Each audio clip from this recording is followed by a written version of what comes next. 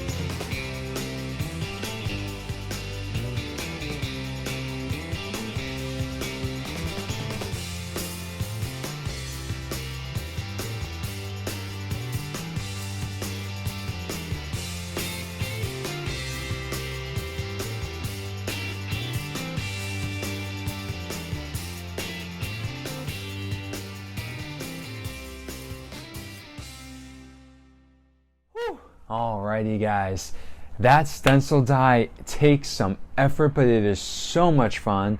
It's a very calming and relaxing activity and I really enjoyed it. I hope you guys learned something new about how to do a stencil dye. Like I said, this was my first time doing it and I am so happy with the way it came out. Okay, so let's take a look at my orange Firebird, Star Plastic, and let's look at the the stencil for the first time. Boom.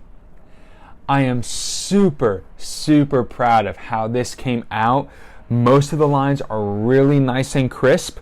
It's a little bit darker. It almost looks black, this stamp, even though I used a blue dye. And definitely my dye was more heavily concentrated.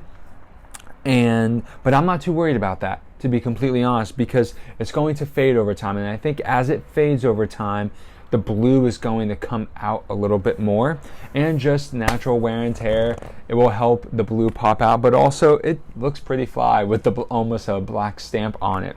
But I'm really happy with how it came out. It was tricky, as you guys saw in the video. A stencil dye takes time.